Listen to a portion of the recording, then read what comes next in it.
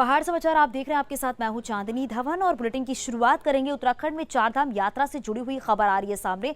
चारधाम यात्रा शुरू करने के मामले में दायर याचिका पर नैनीताल हाईकोर्ट में सुनवाई हुई। हाईकोर्ट ने साफ कर दिया है कि जब तक सुप्रीम कोर्ट से कोई आदेश नहीं होगा तब तक यात्रा पर रोक रहेगी। आपको ये भी बता दें, चारधाम यात्रा से जुड़े तमाम कारोबारी लगातार सरकार पर यात्रा शुरू करने का दबाव बना रहे हैं। यात्रा के अलावा नैनीताल हाईकोर्ट ने दूसरे मामलों पर भी सरकार से सवाल किया है। राज्य सरकार से पूछा है कि सरकारी अस्पतालों में खाली पदों पर सरकार ने अभी तक क्या क्या कदम उठाए हैं। कोर्ट ने पूछा कि कितनी एम्बुलेंस जिला अस्पतालों में चल रही है। राज्य में चल रहे वैक्सीनेशन को लेकर भी कोर्ट ने सरकार से सवाल किया है। कोर्ट ने इन सभी बिंदुओं पर 18 अगस्त तक विस्तृत जवाब पेश करने को कहा है। मामले की अगली सुनवाई के लिए 18 अगस्त की तारीख तय की गई है।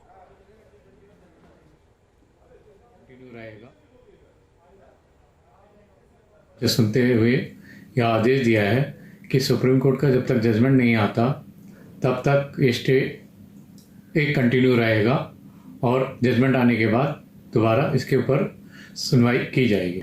इसके अलावा कोर्ट ने यह भी कहा है कि जितने भी आपने एम्बुलेंसेस बनाए हैं वो कम है, 54 एडवांस लाइफ सपोर्ट एम्बुलेंसेस है और 94 की दरकार है। 94 ब्लॉक्स बताए गए हैं।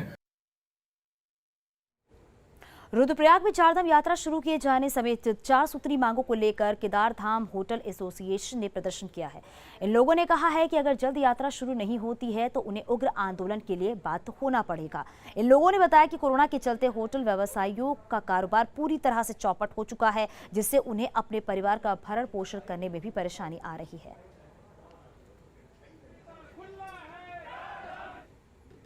10 मई को हेमकुंड साहिब के कपाट खुलने थे, मगर कोरोना महामारी की वजह से यात्रा स्थगित करनी पड़ी है। उसके बाद लगातार यात्रा संचालित करने को लेकर संशय बरकरार रहा है। हालांकि हेमकुंड साहिब ट्रस्ट ने पहले से ही यात्रा की सभी तैयारियां की हुई हैं। केवल उत्तराखंड सरकार और हाईकोर्ट के फैसले का इंतजार हर किसी को है। तस्वीरें हेमकुंड साहिब की हैं, जहां मानसून के दौरान चारों तरफ घना कोहरा छाया हुआ है। रास्तों में हरियाली छाई हुई है और इन दिनों जब यात्रा संचालित रहती थी तो प्राकृतिक अपने और यात्रियों को आकर्षित करती थी।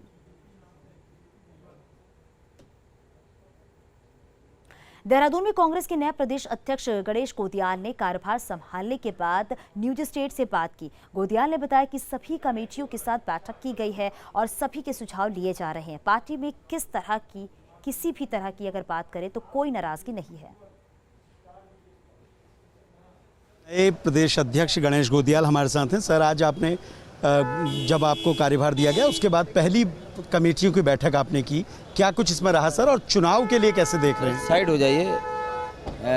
ये आप सबको ये बात अवगत है कि ये जो आने वाला चुनाव है उसकी तैयारियों की कवायद ही ये सब है। निश्चित रूप में समय कम है, तो हर मोर्चे पर हमें एक कुशल राजनीतिक विचारों वाला लड़ाकू पार्टी के लिए जो समर्पित होकर लड़ सकें, ऐसे लोगों की आवश्यकता है। तो एक बृहद टीम बनी।